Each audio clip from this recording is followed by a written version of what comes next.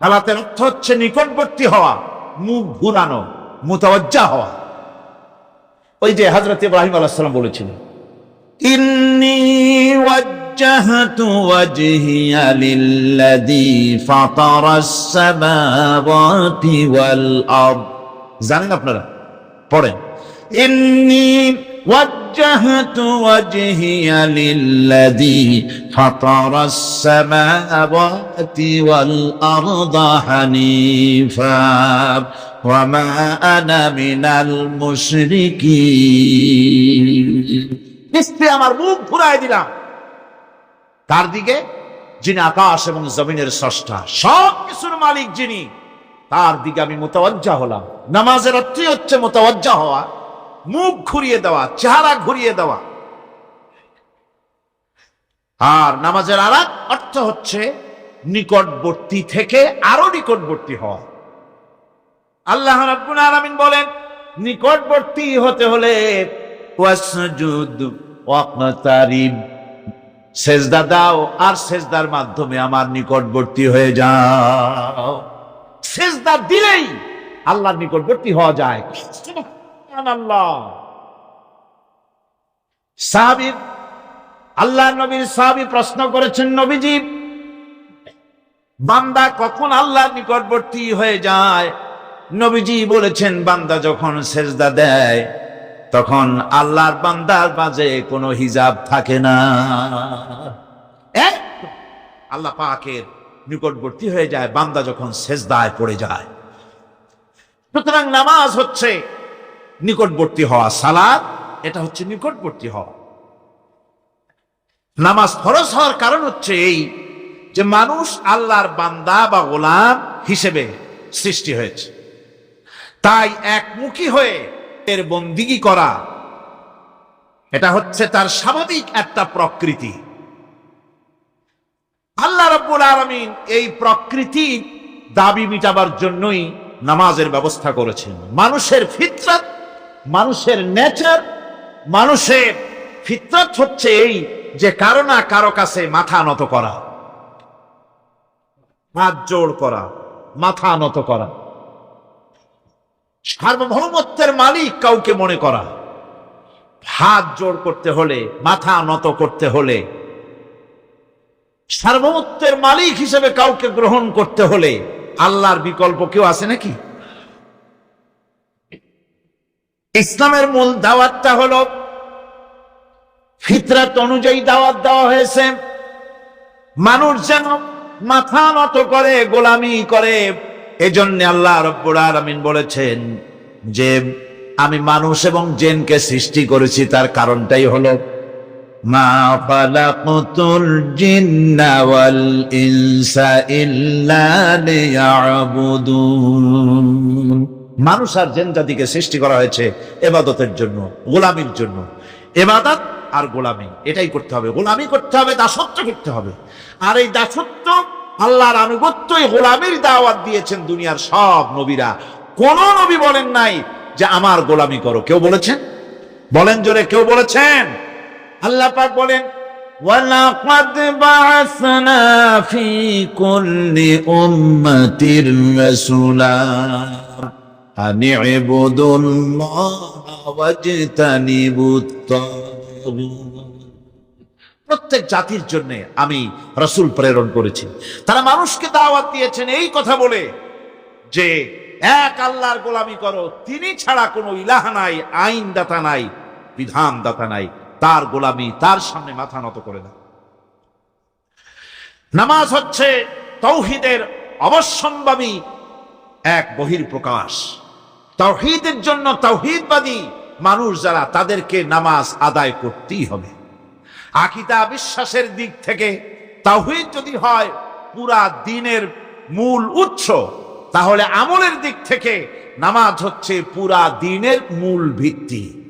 নামাজ হচ্ছে আমলের মূল ভিত্তি। এর বাস্তবায়ন ছাড়া দ্বীন পূর্ণ হয় না।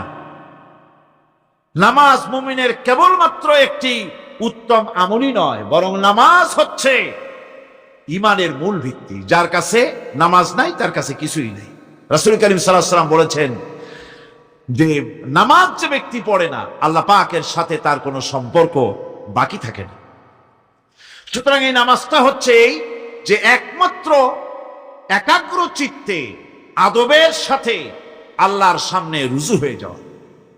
কোরআনে কারীম বলছে, মুনিবিনা ইলাইহি ওয়াত্তাকুহু ওয়া আকিমুস সালাতা ওয়া লা তাকুনু মিনাল মুশরিকিন। তোমরা আল্লাহর দিকে রুজু হয়ে যাও এবং তাকে ভয় করে অন্যায় কাজ থেকে বিরত থাকো, আর নামাজ কায়েম করো, মুশরিকদের অন্তর্ভুক্ত হয়ে যেও না। নামাজ কায়েম করা, নামাজের আদেশ কোরআনে কারীমের মধ্যে আল্লাহ পাক বহু জায়গায় করেছেন। ঈমানের পর নামাজই হচ্ছে সবচেয়ে বড় জরুরি। একজন মানুষ ঈমান আনলো, যেমন কালকে একজন ঈমান এনেছে, ঈমান আনার সাথে সাথে তার প্রথম কাজ কি বলেন প্রথম কাজ কি? ফজরের নামাজের আগে একজন ইসলাম কবুল করলেন, তার প্রথম দায়িত্ব নামাজকে আদায় করে দেওয়া, ফজরের নামাজ পড়া। জোহরের আগে কেউ ঈমান আনলো, তার প্রথম দায়িত্ব জোহরের নামাজ আদায় করা। আসরের নামাজের আগে ঈমান এনেছে, তার প্রথম দায়িত্ব হলো আসরের নামাজ আদায় করা। তার মানে হলো ঈমান আনার পর একজন ঈমানদারের প্রথম দায়িত্ব হচ্ছে নামাজ। গুরুত্বপূর্ণ বিষয়, খুব ভালো করে শুনতে হবে, ইয়াদ রাখতে হবে প্রত্যেকটি মুসলমানের। এই নামাজ কি জিনিস, কেমনে আদায় করতে হবে, আদায় না করলে কি হবে, গুরুত্বপূর্ণ এই কথাগুলি প্রত্যেকের স্মরণ রাখতে হবে। কিয়ামতের দিন মানুষ যে জাহান্নামে যাবে, জাহান্নামের জন্য, জাহান্নামে যে সব কারণে যাবে তার মধ্যে বড় কারণ কালকে বলেছিলাম, দেখি মনে আছে নাকি? বড় কারণ কয়টা? আলহামদুলিল্লাহ মনে আছে। আল্লাহ রাব্বুল আলামিন বলেন, ইয়াতাসাআলুনা আনিল মুজরিমিন।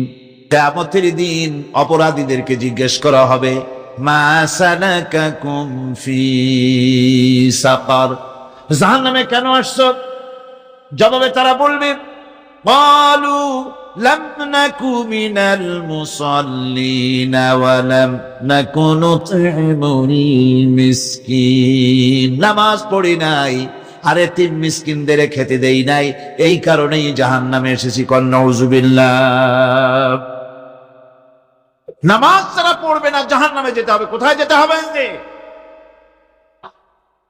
আকীদাগত দিক থেকে ঈমান হলো তাওহীদের স্বীকৃতি, আর আমলের দিক থেকে নামাজ হচ্ছে তাওহীদের বহিঃপ্রকাশ।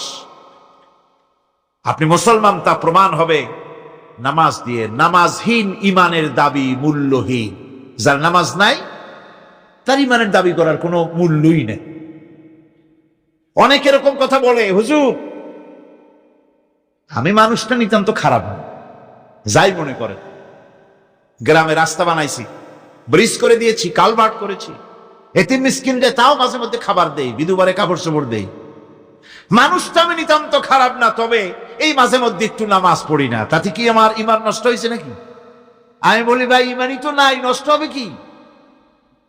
ঈমান থাকলে না নষ্ট হবে? ঈমান নাই। সুতরাং একজন মুসলমান যদি নামাজ না পড়ে, নিজেকে মুসলমান বলে দাবি করার কোনো হক তার নাই, দাবি করার অধিকার নেই। নামাজ হচ্ছে জিন্দেগি, নামাজটাই মূলত জিন্দেগি। নামাজটা কি? জিন্দেগি। আল্লাহ রাব্বুল আলামিন শিখাচ্ছেন, কুল ইন্না সালাতি ওয়া নুসুকি ওয়া মাহইয়ায়া ওয়া মামাতি লিল্লাহি রাব্বিল আলামিন। মুহাব্বতের সাথে সবাই পড়েন, কুল ইন্না সালাতি ওয়া নুসুকি ওয়া মাহইয়ায়া ওয়া মামাতি লিল্লাহি রাব্বিল আলামিন। বলো আমার নামাজ, বলো আমার নামাজ, আমার কুরবানি, আমার হায়াত, আমার মত সবকিছু ওই আল্লাহ রব্বুল আলামিনের জন্য নিবেদিত। আমার বেঁচে থাকা, আমার মরে যাওয়া সব জন্য আল্লাহ রব্বুল আলামিন, তার জন্য সবকিছু নিবেদিত করতে হবে। আল্লাহ পাকের গোলাম আমাদের বানিয়েছেন, আল্লাহ আমাদের গোলামি করা লাগবে। আর গোলামির নমুনা যাকাত দিয়া, হজ দিয়া, দান দিয়া, সদকা দিয়া, কোন জিনিস দিয়ে নামাজের মতো গোলামির উৎকৃষ্ট প্রমাণ বা নমুনা আর কিছুতে নাই। আমি যে গোলাম তার উৎকৃষ্ট প্রমাণ হচ্ছে নামাজ। নামাজেই একটা মানুষ গোলামির অনুভূতিতে তাকে নিয়ে যায়। বাদশাহ হোক, মন্ত্রী হোক, পীর হোক, মৌলানা হোক, মুহাদ্দিস হোক, বড় লোক হোক, গরিব হোক, পুরুষ হোক, নারী হোক, যাই হোক, নামাজে দাঁড়াইলো, একেবারে কান্দারে ধরিয়া কানের কাছে হাত দিয়া, হাত দুটো বাঁধিয়া মাথা নিচের দিকে দিয়ে দাঁড়ায় গেল। কিসের মতো? স্বামীর মতো, গোলামের মতো। সুবহানাল্লাহ। এদিক ওদিক তাকাইতে পারবা না, চোখটা থাকবে সেজদা যেখানে দিবা সেখানে। তাকানো নিষেধ, সেজদার দিকে তাকাও। এরপরে যখন রুকুতে গেলেন, গোলামের নমুনা হয়ে গেল। গোলামের এরকম মাথা নিচু করে থাকতে হয় প্রভুর সামনে। গেলেন, রাজা, বাদশাহ, বড় লোক, সব অহংকার চূর্ণ হয়ে গেল। নাক আর কপাল দিয়া আমার মাবুদের দরবারে মাথাটা লাগাই দিলাম জমিনের উপরে। সুবহানাল্লাহ। আমি আমার ভাষায় বলি, আমি আমার ভাষায় কথাটা এভাবে বলি, এই জমিনটা যদি কাগজ হয় আর আমার নাকটার কপালটা যদি কলম হয়, তাহলে আমি যে গোলাম দৈনিক 5 বার আমার নাক আর কপাল দিয়া জমিন নামক কাগজের উপরে, দাস খতের উপরে দৈনিক 5 বার নাক আর কপাল দিয়া সই করে দেই, আল্লাহ আমি তোমার গোলাম, আর কারো গোলাম নই, আমি একমাত্র তোমার গোলাম। ঘুমের থেকে উঠে সেজদা দিয়ে বলি, দুপুরের সময় কাজ ফালাইয়া আর একবার বলি, বিকেল আসার আগে আসরে আর একবার বলি, দিন যখন শেষ হয় আর একবার বলি, রাতে যখন শুতে যাই আর একবার সেজদা দিয়া ঘোষণা করি, মাবুদ আমি তোমার গোলাম। সুবহানাল্লাহ। নামাজ হচ্ছে ইসলামের গণ্ডির মধ্যে প্রবেশের প্রমাণ। কোরআনে কারীম বলছে, ফাইন তাবু ওয়া আকামুস সালাতা ওয়া আতাউজ যাকাতা ফাইখওয়ানুকুম ফিদ্দীন। সূরা তওবা এসেছে, তারা যদি তওবা করে আর নামাজ কায়েম করে, যাকাত যদি আদায় করে, তাহলে এখন তোমাদের সে দ্বীনি ভাই, এখন ভাই হয়ে গেল। একটু আগে ছিল কাফের, মুশরিক, এখন তোমার দ্বীনি ভাই। দ্বীনের গণ্ডির মধ্যে প্রবেশ করা, কলেমা পড়ার সাথে সাথে নামাজ। নামাজ হচ্ছে দ্বীনের প্রধান গেট, দ্বীনের প্রধান তোরণ। দ্বীনের মধ্যে প্রবেশ করার জন্য এই গেট দিয়ে প্রবেশ করতে হবে। সুতরাং এই নামাজের এতই গুরুত্ব দেওয়া হয়েছে। ইসলাম যদি ক্ষমতায় আসে, আল্লাহ যেন এনে দেন, জোরে কোন আমিন। ইসলাম যদি ক্ষমতায় এসে যায়, রব্বুল আলামিন তাফসীরে মাহফিল, কোরআন সামনে নিয়া আশা করে তোমার দরবারে দোয়া করি, এই বিশাল জনসমুদ্রের দোয়া কবুল করো মাবুদ গো, এই বাংলাদেশকে ইসলামের দেশ বানাইয়া দাও। দেশটা যদি ইসলামের হয়ে যায়, আইন যদি আল্লাহর হয়, শাসন যদি সৎ লোকেরা করে, রব্বুল আলামিন কোরআন শরীফে বলেন, তাহলে তারা 4টা কাজ করবে। আল্লাযীনা মাক্কান্নাহুম ফিল আরদ আকামুস সালাতা ওয়া আতাউজ যাকাত ওয়া আমারু বিল মা'রুফি ওয়া নাহাউ আনিল মুনকার। মুমিনরা ক্ষমতায় এসে প্রথম যে কাজটা করবে, প্রথমে ক্ষমতা এসেই নামাজ বাধ্যতামূলক করবে। প্রথম কি? ওয়াজ নসিহতে অনুরোধ করা হবে না, বাবাজিরা আল্লাহর রাস্তায় নামাজটা পড়েন না। রেডিও এবং টেলিভিশনের মাধ্যমে রাষ্ট্রপ্রধান অর্ডার করে দিবেন, যারা আকেল বালিগ সকলের জন্য নামাজ বাধ্যতামূলক, নামাজ পড়তেই হবে, এটা অর্ডার। বেলা যখন 1টা বেজে যাবে, বেলা যখন 1টা বাজবে, সমস্ত মসজিদে আজান শুরু হয়ে যাবে। আজানের সাথে সাথে অফিস, আদালত, কল কারখানা, ক্ষেত খামার, শিক্ষাঙ্গন সব ডেডলক হয়ে যাবে। আধা ঘন্টার জন্য বন্ধ হয়ে যাবে। যারা মুসলমান অফিসে, কলেজে, ইউনিভার্সিটিতে সর্বত্র তারা নামাজের জন্য প্রস্তুতি নেবেন। আধা ঘন্টার ভিতরে নামাজ আর খানা সেরে আবার কলেজ চলবে, বিশ্ববিদ্যালয় চলবে, কল চলবে, কারখানা চলবে, ক্যান্টনমেন্ট চলবে, সেক্রেটারিয়েট চলবে, সব আপন গতিতে চলতে থাকবে। আল্লাহর রহমত, বরকত আকাশ ফেরে নাজিল হয়ে যাবে। আর এই অর্ডার যে দেওয়া হবে, নামাজ পড়বেন সেখানে। থানায় যখন আজান হবে, থানায় আজান হয়ে গেছে, থানার স্টাফ, পুলিশ যারা আছে জামাতে খাড়া হয়ে যাবে, ইমামতি করবেন ওসি সাহেব। এসপির অফিসে এসপি সাহেব ইমামতি করবেন, ডিসি সাহেব তার অফিসে ইমামতি করবেন, মন্ত্রী সেক্রেটারিয়েট ইমামতি করবেন, প্রেসিডেন্ট বঙ্গভবন ইমামতি করবেন, বিশ্ববিদ্যালয়ের ভাইস চ্যান্সেলরের ইমামতিতে সে জায়গার মুসলমান ছাত্র ছাত্রী, শিক্ষক শিক্ষয়িত্রী এক জামাতে নামাজ আদায় করবে। এই যদি হয় চিত্র দেশের, অপরাধ থাকবে। থানায় ওসি সাহেব নিজেই যদি জামাতের ইমামতি করেন, এইভাবে নামাজ আদায় করেন পুলিশদের নিয়ে জামাতে, ঘুষ আর খাবে তারা? এসপি সাহেবের অফিসে, ডিসি সাহেবের অফিসে মন্ত্রীরা যদি এভাবে নামাজ কায়েম করে, তাহলে কি অন্যায় অপরাধ কিছু থাকবে সমাজে? থাকবে। সুতরাং নামাজ বাধ্যতামূলক করে দেওয়া হবে। নামাজ বাধ্যতামূলক, সকলকে নামাজ পড়তে হবে। নামাজ হচ্ছে অপকর্মের প্রতিবন্ধক। নামাজ পড়লে অন্যায় কাজ থেকে বাঁচার পর, অন্যায় থেকে বাঁচায় কিসে? নামাজ।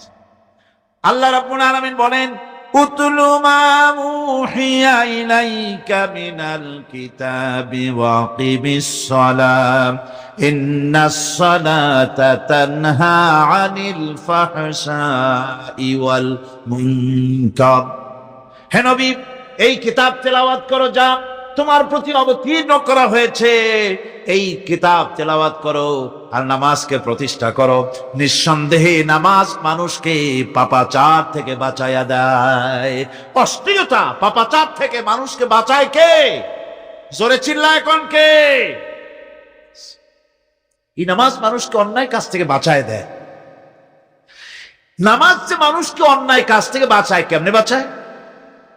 আমরা যে নামাজ পড়ি, এই নামাজে তো আমাদেরকে অন্যায় কাজ থেকে বাঁচাইতে পারে না। নামাজি বহুত মানুষ আছে অন্যায় করে, করে কিনা কন? না করে না? করে। নামাজি অথচ অন্যায় করে।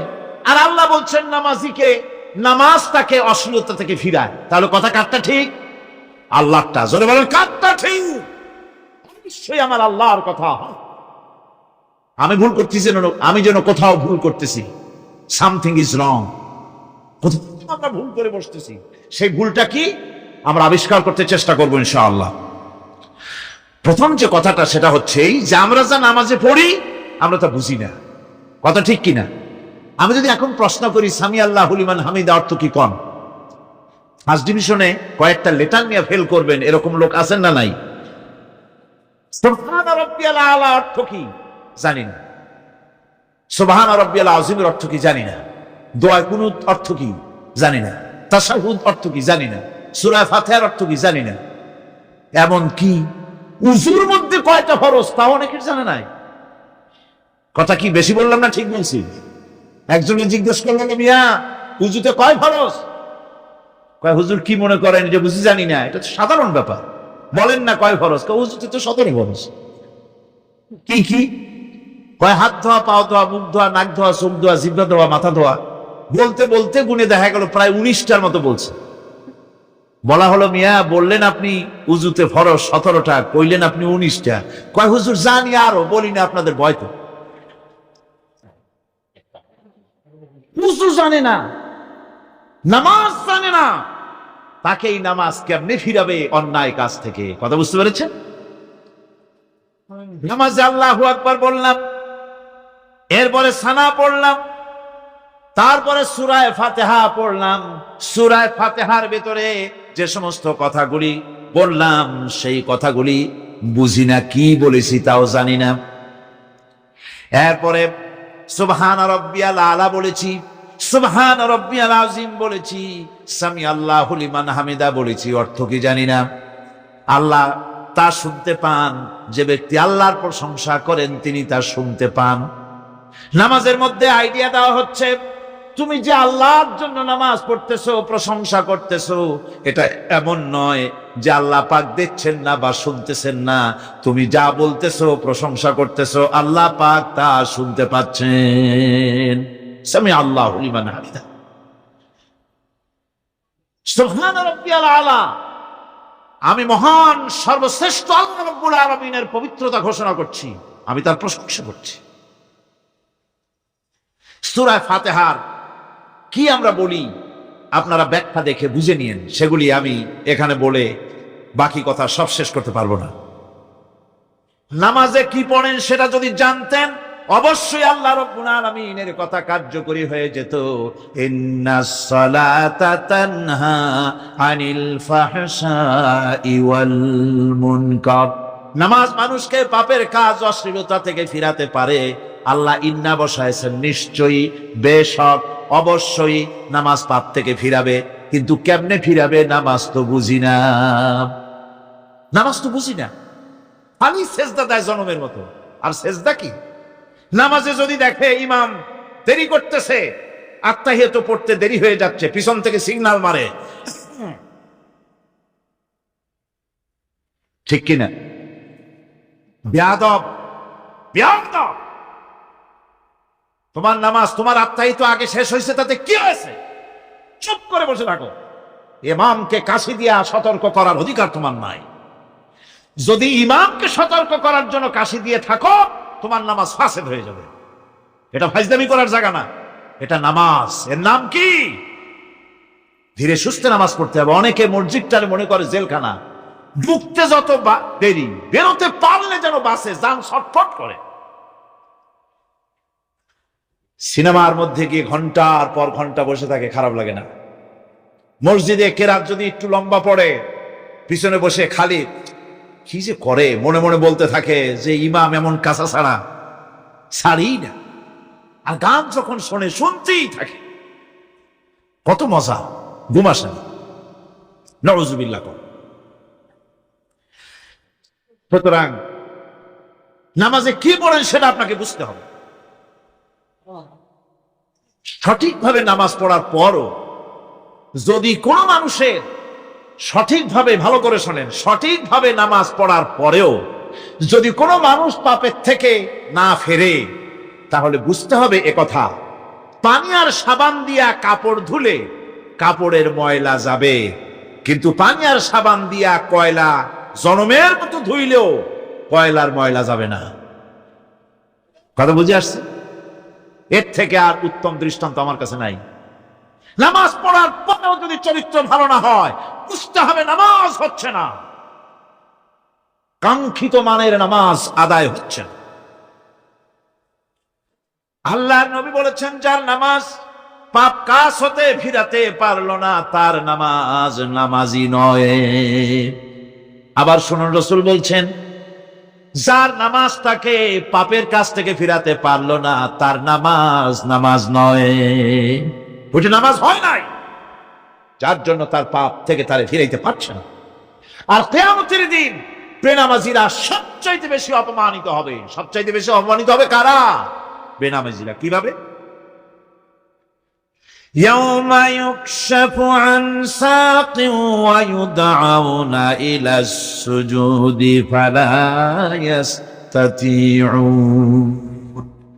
সেদিন কঠিন সময়, আল্লাহ রাব্বুল আলামিন লোকদেরকে সিজদা করার জন্য বলবেন, কিন্তু যারা বেনামাজি ছিল দুনিয়ায়, তারা সিজদা দিতে পারবে না। বলেন নাউযুবিল্লাহ। অবস্থাটা কি হবে? খাশিআতান আবসারুহুম তারহাকুহুম যিল্লাহ। তাদের দৃষ্টি নিচু হবে, লাঞ্ছনা এবং অপমান তাদের উপরে চেপে বসবে। সেজদা দিতে পারবে না। আল্লাহ আমাদেরকে ক্ষমা করুন। কিয়ামতের দিন হযরত আদম আলাইহিস সালাম থেকে শুরু করে পৃথিবীর সমস্ত মানুষের সামনে আল্লাহ রাব্বুল আলামিন সেজদা করার জন্য অর্ডার করবেন। যারা নাকি বেনামাজি ওরা আল্লাহর দরবারে সেদিন সেজদা দিতে পারবে না, লজ্জিত অপমানিত হবে। জোরে কর নাউযুবিল্লাহ। নামাজ, মুমিনের নামাজ একরকম, মুনাফিকের নামাজ হলো আর এক রকম। মুনাফিকরাও নামাজ পড়ে, পড়ে কিনা কন? মুনাফিকেরাও নামাজ পড়ে। মুনাফিকেরা যখন নামাজ পড়তে যায় আল্লাহ রাব্বুল আলামিন বলতেছেন ওয়া ইযা কামু ইলাস সালাতি কামু কুসালা।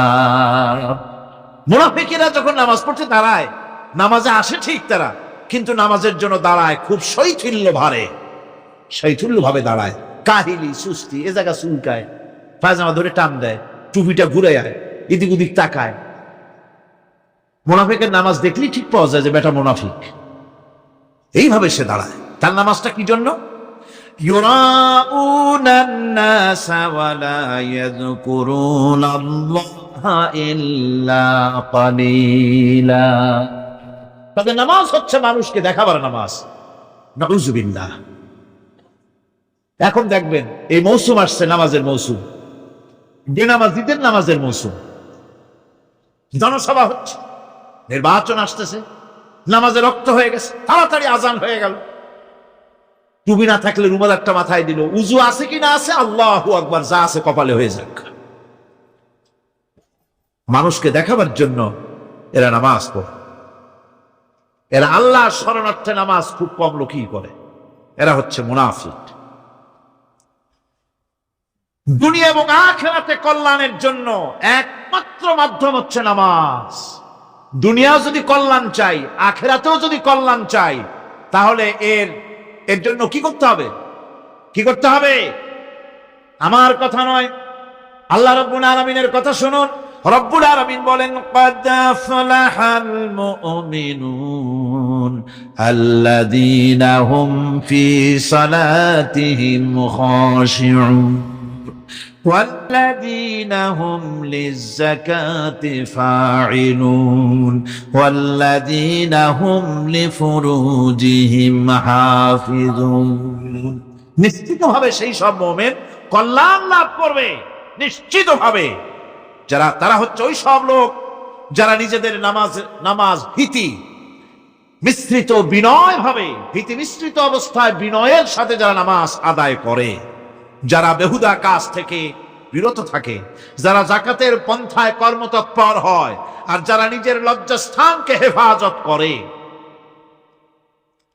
এরপরে আল্লাহ পাক বলেন ওয়াল্লাযীনা হুম লিআমানাতিহিম ওয়া আহদিহিম রাউন ওয়াল্লাযীনা আলা সালাওয়াতিহিম ইউহাফিজুন ওয়াল্লাযীনা আলা সালাতিহিম হাফিজুন।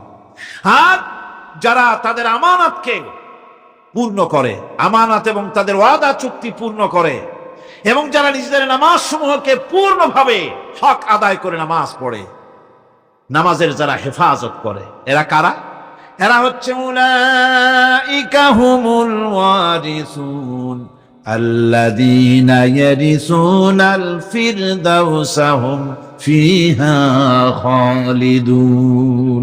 এরা হচ্ছে সেই সব লোক, এরা উত্তরাধিকার হচ্ছে জান্নাতের উত্তরাধিকার, জান্নাতুল ফিরদাউসে আল্লাহ রাব্বুল আলামিন এই গুণ বিশিষ্ট লোকদের জন্য জায়গা করে দিবেন। জোরে কোন সুবহানাল্লাহ।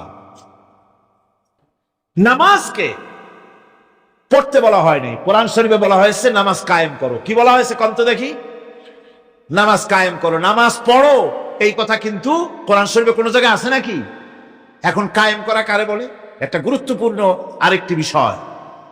নামাজ কায়েম করতে বলা হয়েছে। কায়েম কি? কায়েমটা হচ্ছে দৃষ্টান্ত স্বরূপ বলা যায় যে জিনিসটা সমাজে প্রতিষ্ঠিত আছে ওইটারে বলে কায়েম হওয়া, আর যেটা প্রতিষ্ঠিত নাই ওটা কায়েম নাই। কায়েম মানে হলো প্রতিষ্ঠিত থাকা। যেমন আমাদের দেশে, আমাদের সমাজে নারী পুরুষ শিশু বৃদ্ধ সকলেই কাপড় পরা, শাড়ি পরা, লুঙ্গি পরা, এই কাপড় পরাটা কায়েম আছে, প্রতিষ্ঠিত আছে না নাই? যার কারণে কাপড় পরা সমাজে কায়েম আছে বলে উলঙ্গ মানুষ সমাজে খুঁজে পাওয়া যায় না, পাগল ছাড়া। ঠিক কিনা? একটা বাচ্চাকেও যদি উলঙ্গ হতে বলেন এখানে, 5 বছর 6 বছরের একটা বাচ্চাকেও, সে কিন্তু রাজি হবে না। ঠিক কিনা? যেহেতু কাপড় পরা সমাজে প্রতিষ্ঠিত আছে, সেহেতু উলঙ্গ মানুষ পাওয়া যায় না, কাপড় পরাটাই এখানে প্রতিষ্ঠিত। সুতরাং এখন অবস্থাটা এই হয়েছে, কাপড় পরা প্রতিষ্ঠিত আছে বলে কোন উলঙ্গ মানুষ এসে যদি এই মঞ্চে দাঁড়ায় আর বলে আমাকে একটু বক্তৃতা করতে দেন, আপনারা কি করবেন? মঞ্চে তো উঠতেই দিবেন না। উলঙ্গ মানুষ যদি কোনো চাকরি নিতে যায় ইন্টারভিউতে, তাকে লাইনে দাঁড়াইতে দেবে? দেবে না। এমনকি উলঙ্গ হয়ে যদি বাড়িতে প্রবেশ করে, তার বউ দূর দূর করে তাড়ায় দেবে। ঠিক কিনা? যেহেতু সমাজের ভিতরে কাপড় প্রতিষ্ঠিত আছে, সেই জন্য এই উলঙ্গ মানুষ পাওয়া যায় না। অনুরূপ ভাবে নামাজ যদি প্রতিষ্ঠিত হতো সমাজের ভিতরে, তাহলে বেনামাজি খুঁজে পাওয়া যেত না। চাকরি করতে গেলে সেখানে নামাজ মানদণ্ড হয়ে যেত, নামাজ পড়ে কিনা তা দেখে নেওয়া হতো। বেনামাজি লোক পাওয়াই যেত না যদি প্রতিষ্ঠিত থাকতো। প্রথম প্রশ্নই হতো তুমি নামাজ পড়ো কিনা। ইলেকশনে যদি একজন উলঙ্গ মানুষ এসে দাঁড়ায়, ভাইরা এবার আমার বোতল মার্কা বাক্স, উলঙ্গ মানুষ এসে ভোটে দাঁড়াইছে, আপনারা ভোট দিবেন? দিবেন। ওইটা কাপড় প্রতিষ্ঠিত আছে বলে, লুঙ্গি প্রতিষ্ঠিত সমাজে আছে বলে উলঙ্গ মানুষকে আপনি ভোট দিবেন না। নামাজ যদি প্রতিষ্ঠিত থাকতো সমাজে, বেনামাজি মানুষ যদি এসে মঞ্চে দাঁড়ায়া যতই বলতো আমি ক্ষমতায় গেলে এই করব সেই করব, নামাজ প্রতিষ্ঠিত থাকলে পরে এই বেনামাজিরে কেউ ভোট দিত না। নামাজ যদি প্রতিষ্ঠিত থাকতো, তাহলে অফিসের অফিসার তো দূরের কথা, বেনামাজি অফিসের ঝাড়ুদারের চাকরিও তার কিসমতে জুটতো না, যদি নামাজ প্রতিষ্ঠিত থাকতো। এর নাম হলো নামাজ কায়েম হওয়া। নামাজ কায়েম থাকলে এই অবস্থার সৃষ্টি হতো। এই জন্য আল্লাহ পাক বলেছেন নামাজকে কায়েম করতে হবে। নামাজ হবে সব ভালো কাজের মানদণ্ড। সমস্ত ভালো কাজের মানদণ্ড কি? নামাজ। নামাজ আমাদেরকে বড় রকমের শিক্ষা দেয়। কি শিক্ষা দেয়? নামাজ আমাদের শিখায় ঐক্য আর ভ্রাতৃত্ব। ভ্রাতৃত্বের আর ঐক্যের শিক্ষা দেয়। এক নেতার আনুগত্য করা শিখায়। জামাত যত বড় হোক, ইমাম হবে কয়জন? একজন ইমাম হবে। আর এই ইমাম মানে কি? নেতা। ইমাম মানে কি? নেতা নির্বাচন শিখায় নামাজে। নেতা নির্বাচন কে শিখায়? নামাজ শিখায়। বোঝেন খুব ভালো করে। কিভাবে? মনে করুন চট্টগ্রাম শাহী মসজিদে ইমাম প্রয়োজন। এখন সেই ইমাম নেওয়ার জন্য ইন্টারভিউ কল করা হলো, বিজ্ঞাপন দেওয়া হলো পত্রিকায়। অনেক আলেম আসলেন। ইন্টারভিউ বোর্ডে যারা বসলেন, তারা ইন্টারভিউটা কিভাবে নেবেন? যার মাথার চুল লম্বা বেশি তার ইমামতি দেওয়া হবে, যার লুঙ্গিটা পায়ের গিরার তলে তারে দেওয়া হবে, যার মোষটা মুখের মধ্যে গিয়া ঢুকছে, হাসি দিলে বুঝাই যায় না হাসে না কান্দে, তারে দিবে। দাড়িগুলা কামাইছে তারে দেবে। সিগারেট খায়, বা অবশ্য চট্টগ্রাম আর সিলেটে সিগারেটের ফতোয়া ভিন্ন রকম। বরিশালে আমি যেখানে জন্মগ্রহণ করেছি, আমার এলাকায় কোনো আলেম যদি সিগারেট খায়, মসজিদের ইমাম তো ভালো, মসজিদ ঝাড়ু দিতেও ঢুকতে দেবে না মসজিদে। এটা এই এলাকার এক রকমের কায়দা। আমি এটার ব্যাপারে কথা নাইবা বললাম। তো আপনারা খুঁজে দেখবেন সে সিনেমা দেখে নাকি, মিথ্যা কথা বলে নাকি, বউ পর্দায় থাকে নাকি। এগুলি মাইক্রোস্কোপ যন্ত্র দিয়ে ইমামের মাথা থেকে পা পর্যন্ত দেখবেন কিনা কন? আচ্ছা এবার কন তো দেখি, এই ইমাম সাহেব ইমামতি করবে কতজন লোকের? 500, 1000, শাহী মসজিদে ধরেন 5000 লোক হইল। 5000 লোক, 5000 লোকের ইমাম নির্বাচনের সময় পা থেকে শুরু করে মাথা পর্যন্ত দেখেন, এমনকি বউ পর্যন্ত। বৌমনি আনিয়ে দেখেন না, পর্দায় থাকে কিনা এইটা আপনারা দেখেন। ঠিক কিনা? এ খবরটা নেন। 5,000 লোকের একটা ইমাম বানাতে গিয়ে মাইক্রোস্কোপ যন্ত্র দিয়ে দেখেন মোষ কেমন, দাড়ি কেমন, চুল কেমন, পাও কেমন, হাত কেমন, হাতে নখ লম্বা কিনা, দাঁতে ছাতা কিনা, বউ পর্দায় থাকে কিনা, মিথ্যা কথা কয় কিনা, এত দেখেন। আর যখন নির্বাচন আসে তখন 2.5 থেকে 3 লক্ষ মানুষের জন্য একজন এমপি নির্বাচিত হয়। সেই ইমামকে বাছাই করার জন্য নামাজ পড়ে কিনা, সিনাকার কিনা, মদখোর কিনা, সুদখোর কিনা, ঘুষখোর কিনা, বদমাশ কিনা বাছাই করা হয় না।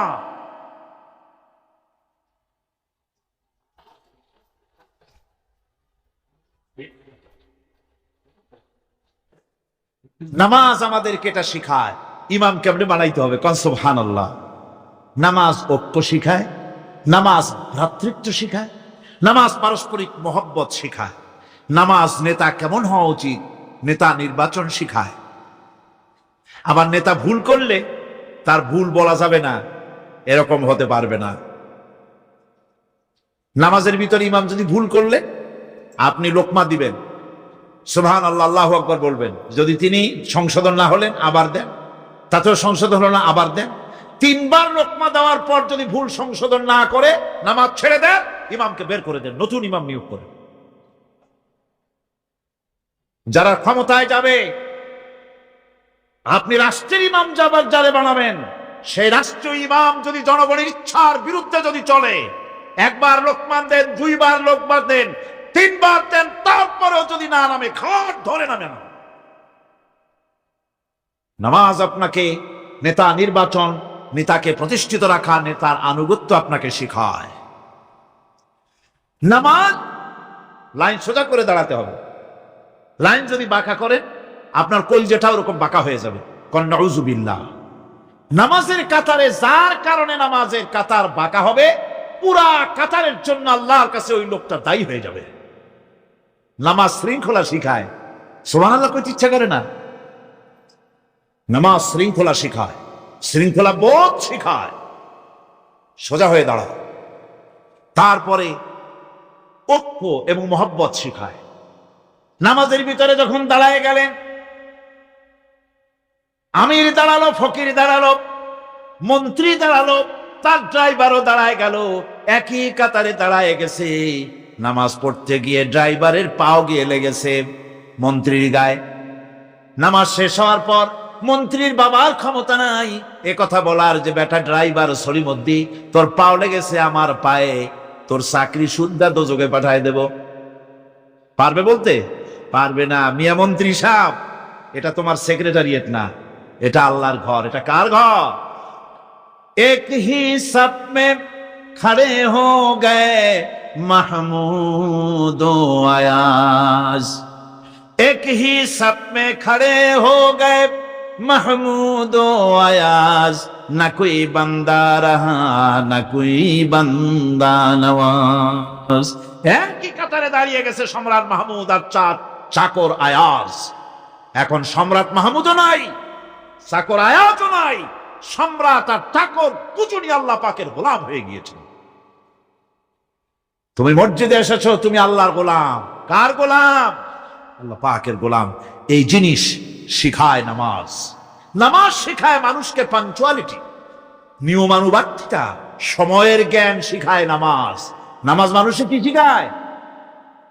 আল্লাহ রাব্বুল আলামিন বলছেন, ইন্নাস সালাতা কানাত আলাল মুমিনিনা কিতাবাম মাওকুতা। নিঃসন্দেহে নামাজ মুমিনদের নিয়মানুবর্তিতার সাথে ফরজ করা হয়েছে, তাদের উপরে নিয়মানুবর্তিতার উপরেই, সময়ের উপরে নামাজকে ফরজ করা হয়েছে। আপনার আন্দাজ মতো আপনি পড়তে পারবেন না, সময় মতো পড়তে হবে, আল্লাহ মতো পড়তে হবে। আমার দেশের মসজিদগুলিতে ফজরের নামাজ পড়া হয় এমন সময় পূর্ব দিক ফর্সা হয়ে যায়। ইমাম সাহেব যদি ভুল করেন, নামাজ যদি দোহরাতে যান তাহলে সূর্য উদয় হয়ে যাবে, এমন অবস্থা। নামাজ এত দেরিতে পড়া হয়। প্রত্যেক ওয়াক্তের নামাজ ওয়াক্তে পড়ার জন্য রাসূল সাল্লাল্লাহু আলাইহি ওয়াসাল্লাম তাগিদ করেছেন। সময়ের দিকে লক্ষ্য রাখতে বলা হয়েছে। যেই জাতি, লক্ষ্য করুন, যে জাতি দৈনিক 5 বার টাইমলি, অক্ত মতো, সময় মতো নামাজ আদায় করতে হয়, দুর্ভাগ্যজনক সত্য সেই জাতির কাছে সময়ের কোনো দাম নাই। সময়ের দাম। 9টার গাড়ি কয়টায় আসবে? 9টার গাড়ি কয়টায় আসবে? একদিন দেখা গেল সত্যি 9টার সময় এসে গেছে। যাত্রীরা বলছে মাশাআল্লাহ, অন্তত একটা দিন তো 9টার সময় আসলো। স্টেশন মাস্টার বলছে না, খুশি হওয়ার কারণ নাই, আজকের না, এটা গতকালকেরটা। আমার আমেরিকার সফরের সময়, যে বাড়িতে আমি আমেরিকায় থাকি, কুইন্স এলাকায়, নিউ ইয়র্ক সিটিতে, সে বাড়িওয়ালা চাকরি করে। সে আমাকে বলল 10টি বছর আমি একটা ট্রেনে যাতায়াত করি। সে বলছে রাত 3:45 ট্রেনটা আসে, ওই ট্রেনে চড়ে সে তার কর্মস্থলে যায়। বলল 10টা বছর আমি এখানে আছি, 10 বছরের ভিতরে এই ট্রেনটা 1 মিনিটের জন্য এদিক ওদিক করলো না, ঠিক 3:45 এসে হাজির হয়ে গেছে। ঝড় হোক, বৃষ্টি হোক, স্নো পড়ুক, বরফ পড়ুক, টাইমলি চলতেছে। দুনিয়ায় ভিন্ন জাতিরা যে উন্নতি করে তার পেছনে সময়ের জ্ঞান তাদের অনেক বেশি আমাদের থেকে, কথা ঠিক কিনা? আমাদের সময়ের জ্ঞান নাই, সময়ের কোনো মূল্য আমরা দেই না। 2টার সময় মিটিং হবে, মন্ত্রী সাহেব আসেন 5টার সময়, ঠিক কিনা? বক্তৃতার জন্য সময় দেওয়া হয়েছে 20 মিনিট, নাহমাদু ওয়া নুসাল্লি আলা কইয়া সুর দিয়া 35 মিনিট গেছে নাহমাদু কইতে কইতে। সময় 20 মিনিট, তা তার মনেই নেই। এই যে সময়ের জ্ঞান নাই, এটা ব্যর্থতা। নামাজ মানুষকে সময়ের জ্ঞান শিখায়, কোন আলহামদুলিল্লাহ। এই সময়ের জ্ঞান আমাদেরকে শিখতে হবে। এবার আমি আপনাদের সামনে বলতে চাই, আল্লাহর নবী জনাবে মুহাম্মদ রাসূলুল্লাহ সাল্লাল্লাহু আলাইহি ওয়াসাল্লাম নামাজের ব্যাপারে কি বলছেন। এতক্ষণ তো আল্লাহর কথা শোনালাম, কার কথা শোনাইছে? আমার আল্লাহর নবী বলেন, নবীকে প্রশ্ন করা হলো, ইয়া রাসূলুল্লাহ আইয়ু শাইইন আহাব্বু ইনদাল্লাহি ফিল ইসলাম, ইসলামের মধ্যে আল্লাহর কাছে কোন জিনিসটা বেশি প্রিয়? আল্লাহর কাছে ইসলামের কোন জিনিসটা বেশি প্রিয়?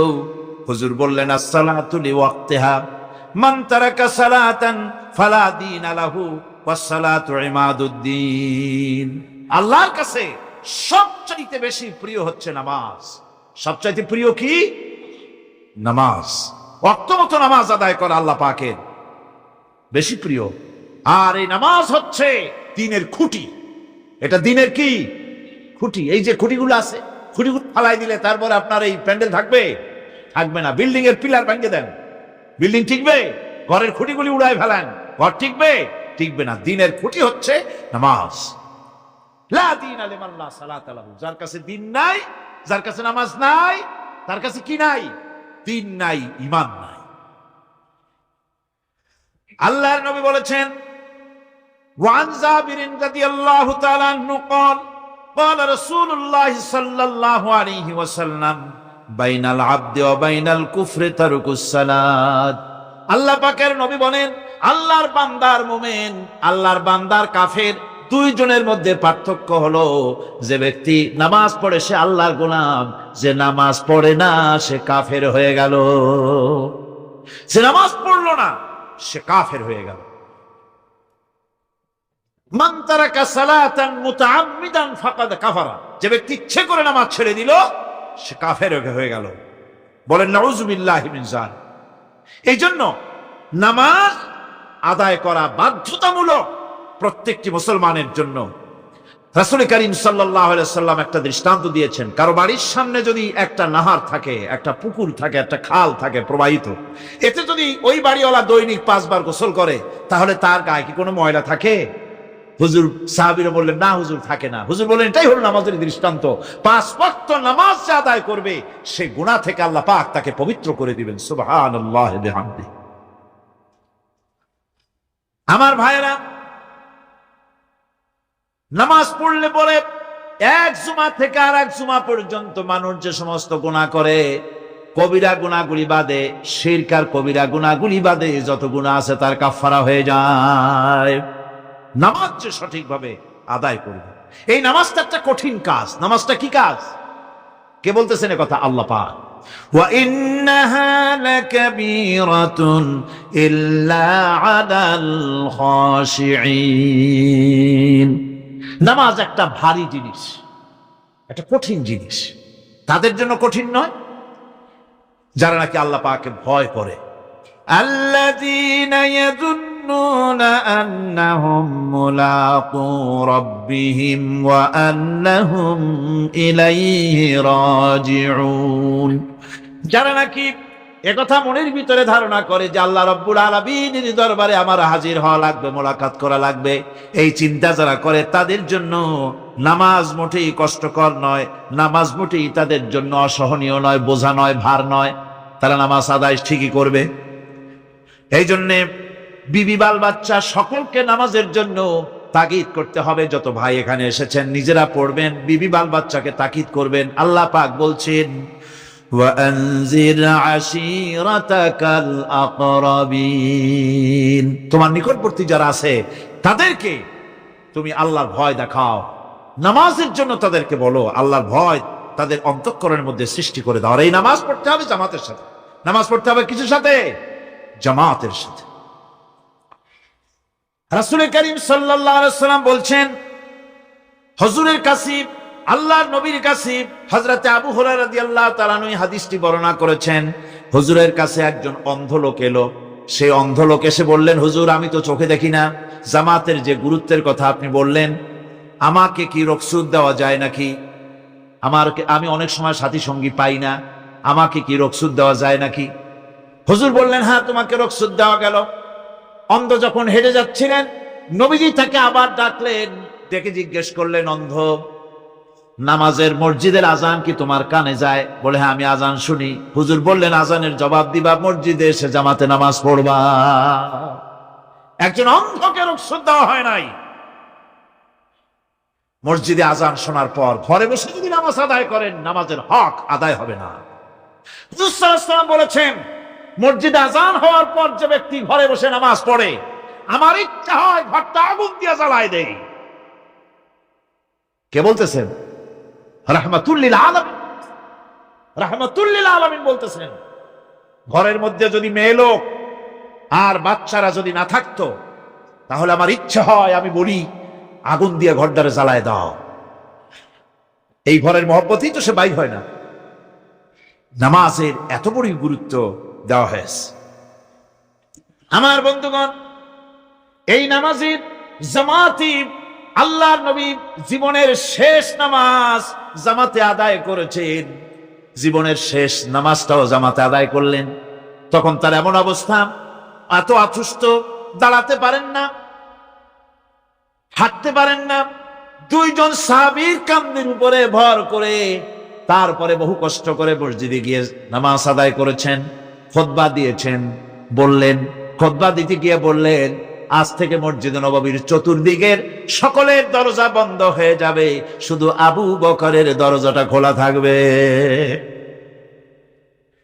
আল্লাহর নবী বললেন, আল্লাহ রাব্বুল আলামিন এই পৃথিবীতে তার এক বান্দাকে জাগতিক সব সম্পদ দিতে চেয়েছিলেন, কিন্তু সে বান্দা সব জাগতিক সম্পদকে উপেক্ষা করে মাবুদের সঙ্গে দেখা করা বেশি জরুরি, বেশি পছন্দ মনে করেছেন।